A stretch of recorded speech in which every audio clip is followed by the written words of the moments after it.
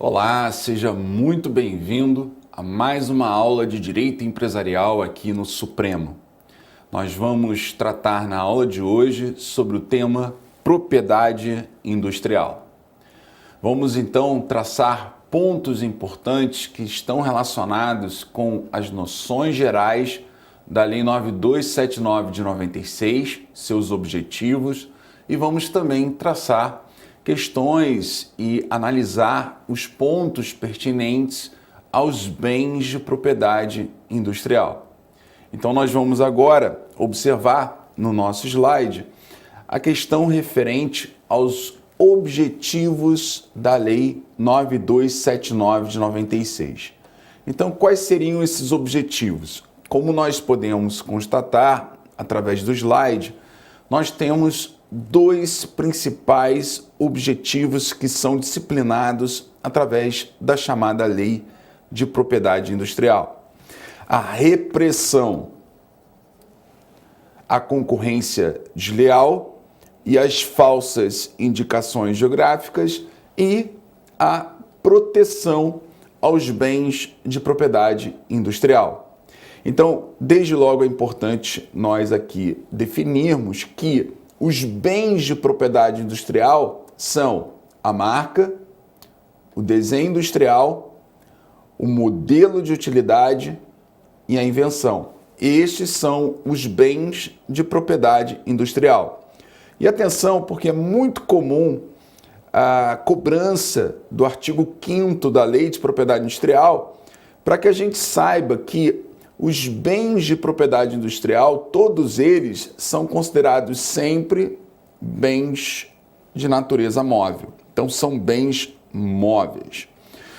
Vamos aqui lembrar também que, com relação aos objetivos da Lei 9279 de 96, então nós temos a repressão à concorrência desleal, artigo 2º, inciso 5º e artigo 195 da Lei de Propriedade Industrial, e a repressão às falsas indicações geográficas que estão previstas no artigo 2º, inciso 4º, a definição dos objetivos da lei, e sobre as indicações geográficas nós encontramos as regras sobre elas no artigo 176 a 182 da Lei de Propriedade Industrial e também na Instrução Normativa número 95 de 98. Então, nós temos, aliás, de 2018, do INPI. Nós temos aqui, portanto, esse ponto inicial que me parece absolutamente relevante, que diz respeito justamente aos objetivos da lei. É uma pergunta comum.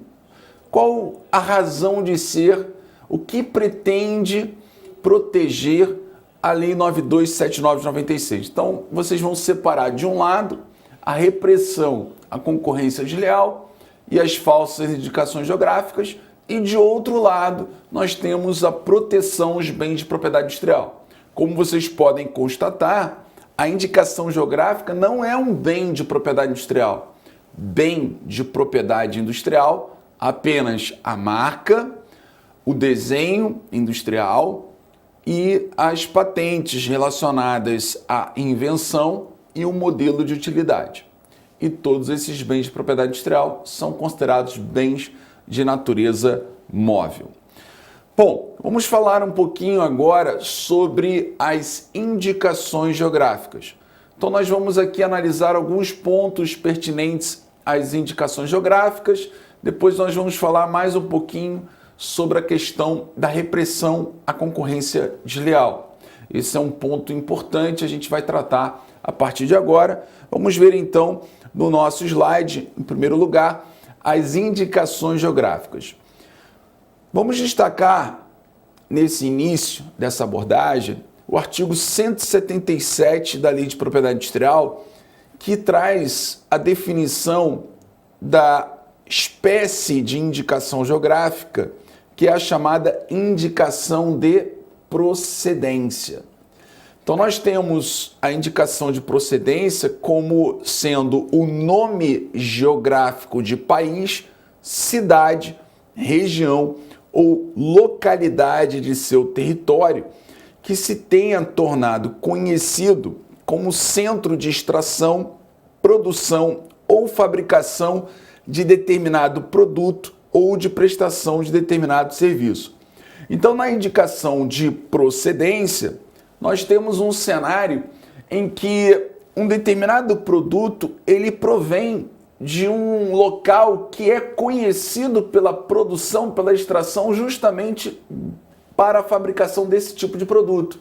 Como, por exemplo, a região de Franca e São Paulo é conhecida como produtora de calçados. A Vale do Vinhedo é conhecido como produtora de vinho. Então, a gente tem, portanto, uma indicação de procedência quando está relacionado a um local, uma região em que nós temos como sendo conhecido pela fabricação de determinado produto. Então, esse seria o cenário que envolve a espécie de indicação geográfica, que é a indicação de procedência.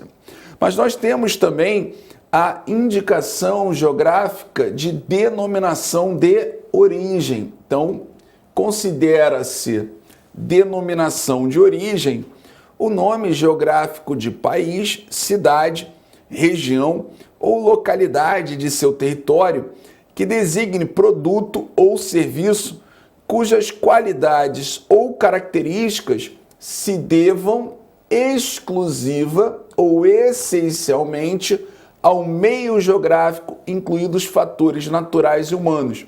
É o que acontece, por exemplo, quando a gente tem um cenário que envolve a região de Champagne na França.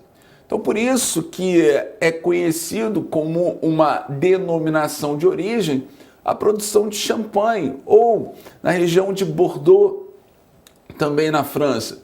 Então, existem alguns lugares cujos fatores climáticos, por exemplo, eles auxiliam na produção de um determinado produto ou na questão que envolve um determinado insumo. Então, a gente tem a denominação de origem como sendo algo relacionado ao meio geográfico pelas qualidades e características que aquele meio geográfico ele acaba oferecendo de maneira exclusiva, de maneira única, o que faz com que os produtos que estejam relacionados com essa denominação de origem tenham uma qualidade especial, diferenciada, única, e isso se dá por conta desses fatores climáticos, por conta dessas características do solo, por exemplo. Então, nós temos a indicação geográfica de procedência e a indicação geográfica de denominação de origem. E é importante a gente também lembrar que no cenário brasileiro, no nosso ordenamento jurídico, nós temos não só a disciplina das indicações geográficas na Lei de Propriedade Industrial, mas a gente também tem uma instrução normativa do INPI, que é a 95 de 2018, que inclusive diz no seu artigo 5º que o pedido para o reconhecimento de indicação geográfica poderá ser formulado por entidade representativa da coletividade que atua na produção do bem ou na prestação de serviço, e quando não existir pluralidade de entidades, o único produtor ou prestador de serviço estabelecido na região também pode requerer diretamente a indicação geográfica, que vai merecer então proteção do INPI. Interessante aqui também no material de vocês vão encontrar alguns exemplos de indicação geográfica de procedência, como o do Vale dos Vinhedos, a produção de vinho tinto, branco, espumantes e por aí vai. A gente tem aí os slides, depois vocês podem observar com mais cuidado. E também a gente tem aqui alguns exemplos em que não se pode, por exemplo, registrar uma marca quando ela ofende uma indicação geográfica. Então isso é interessante também a gente perceber que se há um reconhecimento de uma indicação geográfica, a gente tem que tomar cuidado com a questão do registro da marca, porque na forma do artigo 124 existem algumas restrições ao registro de uma marca. Ela não pode ofender, por exemplo, uma indicação geográfica. e seja por procedência ou denominação de origem. Como vocês podem ver aqui, por exemplo, vinhos verdes de La Sierra, para assinalar vinhos cujo requerente é da Argentina. Então isso é irregistrável por ser a região dos vinhos verdes, denominação de origem para vinhos. Então não posso registrar essa marca. Também, Sacramento Franciacorta. Então eu também não posso ter esse registro, é irregistrável essa marca, porque trata-se de denominação de origem para vinhos. E a mesma coisa em relação à campanha meridional, é irregistrável essa marca, porque Pampa Gaúcho da campanha meridional é uma indicação de procedência para carnes. Então é nesse sentido que nós devemos tratar a indicação geográfica. Isso já foi objeto de algumas provas, né? Inclusive no MP do Paraná, essa foi uma das perguntas de uma prova discursiva para falar sobre a indicação geográfica. Bom, passando agora para a repressão à concorrência desleal de acordo com a Lei de Propriedade Industrial. Então vejam que esse é um dos objetivos da Lei de Propriedade Industrial, a repressão à concorrência desleal. E é interessante observar dentro desse ponto o artigo 195, inciso 3º, porque esse artigo 195, inciso 3º, ele funciona como uma cláusula geral de proteção para evitar a concorrência desleal. Então, esse artigo 195, inciso 3º, ele é extremamente importante, por exemplo, para que a gente trabalhe aqui a proteção pertinente às marcas sonoras, marcas olfativas, o próprio trade dress, que nós vamos ver logo em seguida. Então, são exemplos em que nós não vamos ter a proteção dessas marcas no nosso ordenamento jurídico como marca.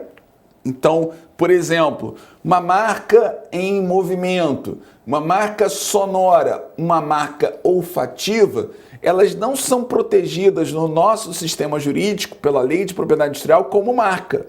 Então não há como registrar, por exemplo, uma marca sonora. Eu não posso registrar uma marca sonora no Brasil, não existe essa possibilidade. No Brasil, não.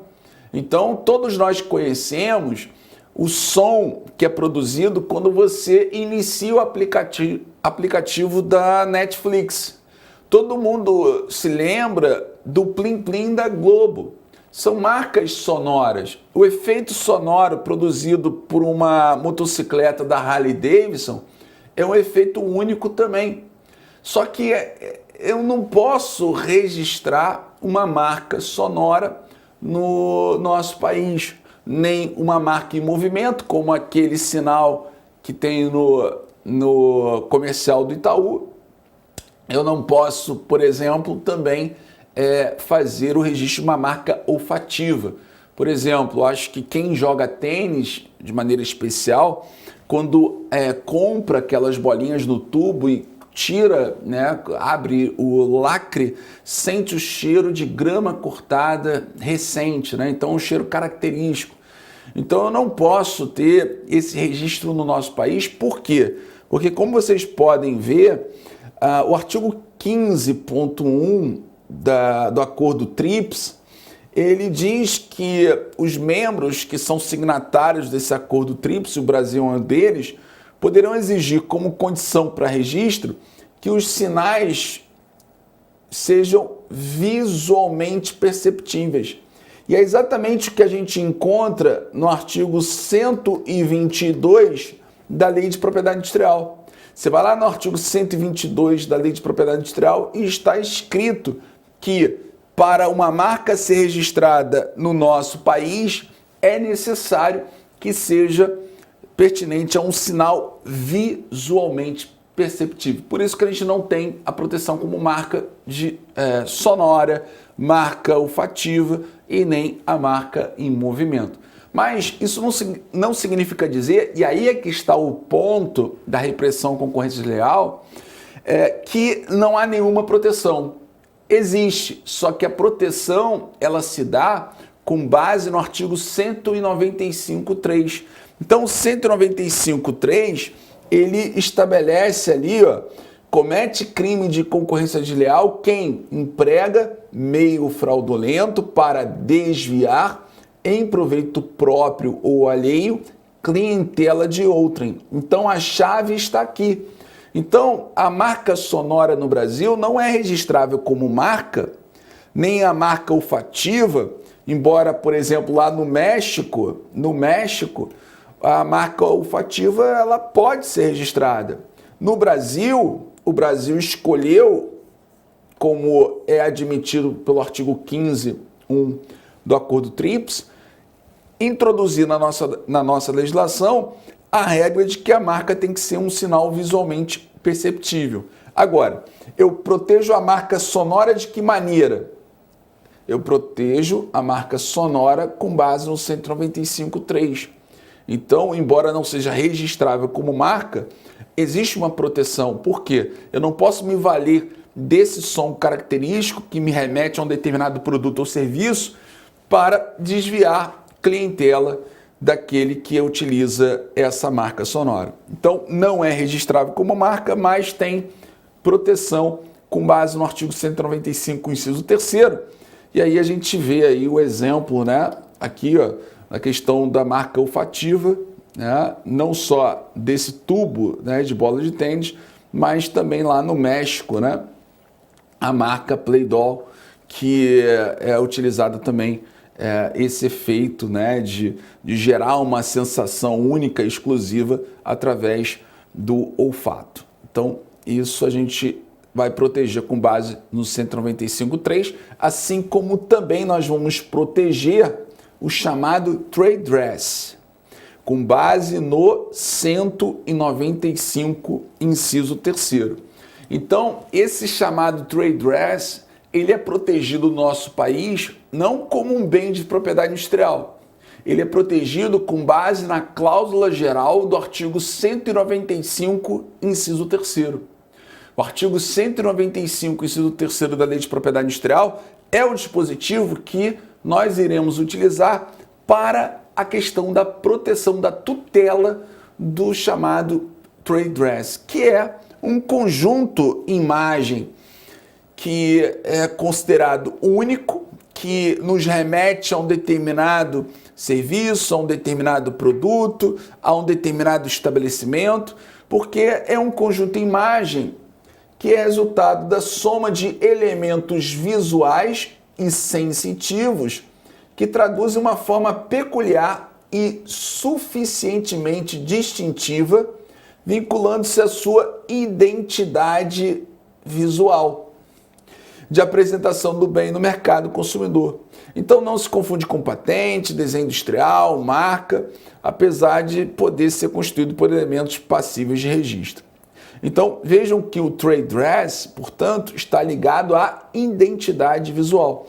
Como vocês podem ver, nesse caso do RESP 1.843.339 de São Paulo, em que houve uma disputa de violação de trade dress entre o titular da marca Engov e do titular da marca Pós-Drink.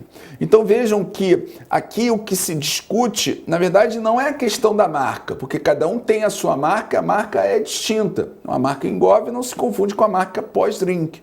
Mas a identidade visual entre uma e outra pode levar o público consumidor a erro. Então, o que nós temos aqui, na realidade, é a possibilidade de você levar a erro um consumidor que desejaria consumir o produto Engov, mas pela forma da apresentação dessa embalagem, com essas cores, com a formatação da letra, pode ser induzido a erro a comprar o pós-drink. Então, a gente tem aqui uma hipótese que pode se amoldar, e nesse caso se amoldou a regra do artigo 195.3 da Lei de Propriedade Industrial, porque há um desvio de clientela. E vocês podem imaginar, e certamente vocês já estão imaginando cenários que talvez sejam até mais recorrentes, como por exemplo embalagens de biscoito, né? Tem várias embalagens que tentam se aproximar daquela identidade visual do biscoito negresco, né? Então é um exemplo também muito comum. E aí a gente pode observar, nesse caso concreto, do caso Ingov, o STJ disse e concluiu que a embalagem do medicamento fabricado pela recorrente pós-drink viola o conjunto imagem daquele produzido pela recorrida, Ingov. Os produtos competem no mesmo segmento específico de mercado. Então, eles estão atuando no mesmo segmento mercadológico.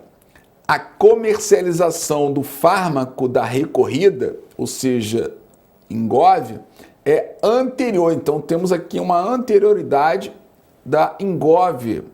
Começou, portanto, antes da pós-drink a comercializar o produto dessa forma, com essa identidade visual.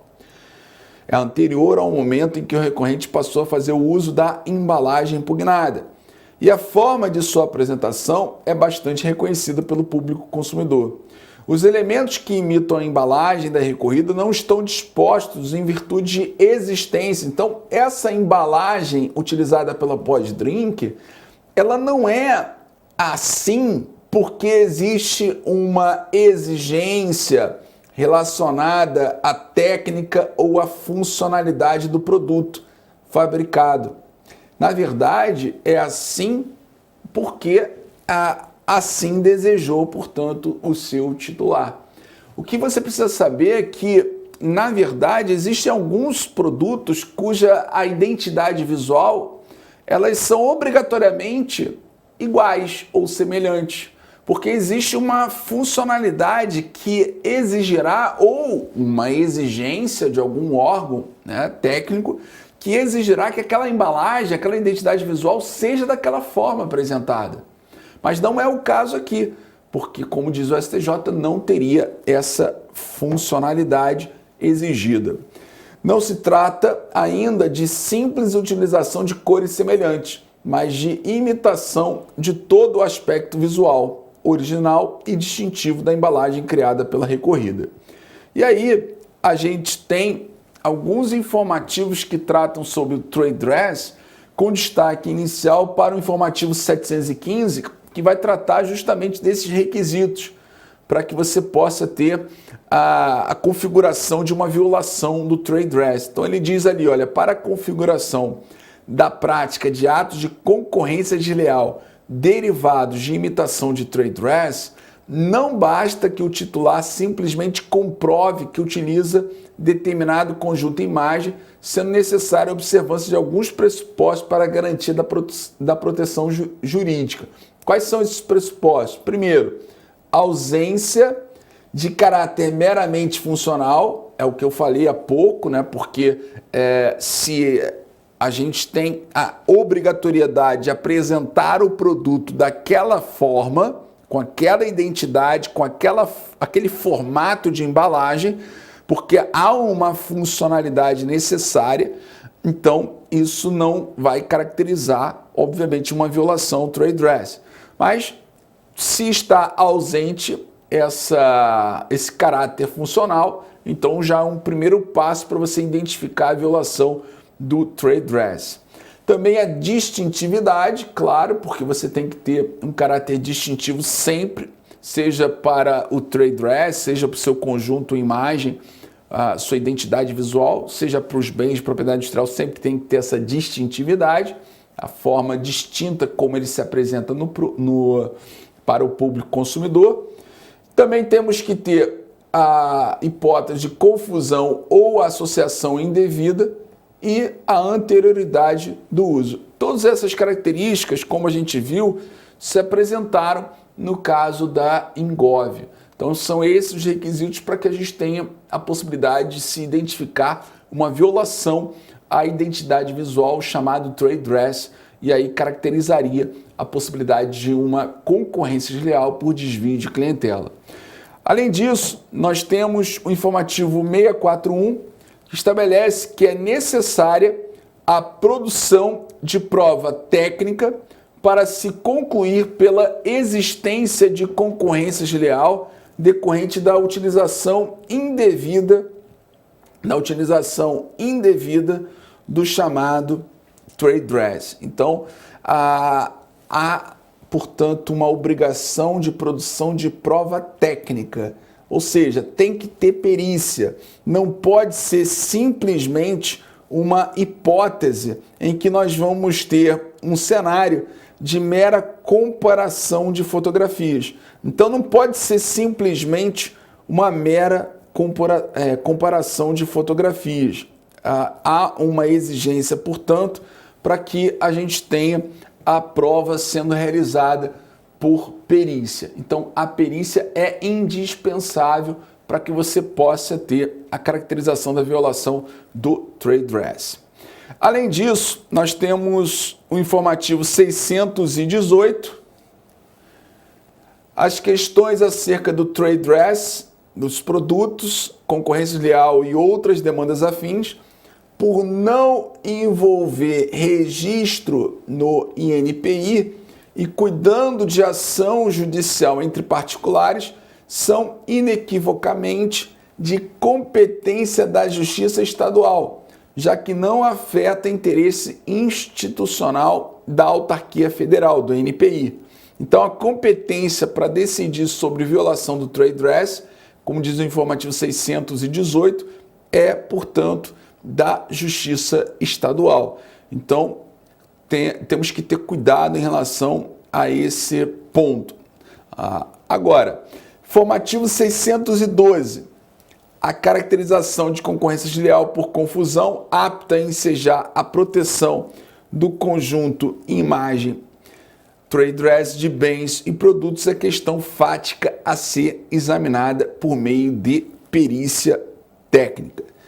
Bom, então a gente observa que das decisões que foram veiculadas em informativos do STJ, nós percebemos a preocupação no informativo 715 de se trazer ali os requisitos para a caracterização da violação à identidade visual de um determinado empreendedor. Outro ponto importante que nós vimos, a necessidade de perícia. Ou seja, não basta mera comparação de fotografias. E aí a gente tem dois informativos, o 641 e também o 612. E vimos que, à luz do informativo 618, a competência será da Justiça Estadual sem a necessidade de participação do INPI. Por quê? Porque não é um bem de propriedade industrial. Não é passível de registro. Então a gente não tem um registro no NPI, não há registro no NPI. Então não há uma patente de trade dress, não há um registro de trade dress. Isso não há previsão e por isso, e também por se tratar de ação entre particulares, tramita na Justiça Estadual. Então a gente tem que tomar muito cuidado com esse cenário inicial da apresentação da nossa aula de propriedade industrial. Nesse primeiro bloco, portanto, nós tivemos contatos com dois pontos importantes. Primeiro, identificação dos objetivos da Lei 9279 de 96, buscando identificar quais são os bens de propriedade industrial, e vimos também aqui as regras sobre indicação geográfica e trade dress, que são, portanto, protegidos, a indicação geográfica diretamente nos artigos 177 seguintes, e também a hipótese do trade dress que se amolda à regra do 195.3, aquela cláusula geral de proteção que também será aplicável para as marcas sonoras, as marcas olfativas, as marcas em movimento, porque elas não podem ser registradas como marca, já que marca é um sinal visualmente distintivo. Então, esses foram os pontos do nosso primeiro bloco, e no próximo bloco nós vamos falar sobre a questão que envolve as patentes. Então, no bloco 2, vamos falar de invenção e modelo de utilidade.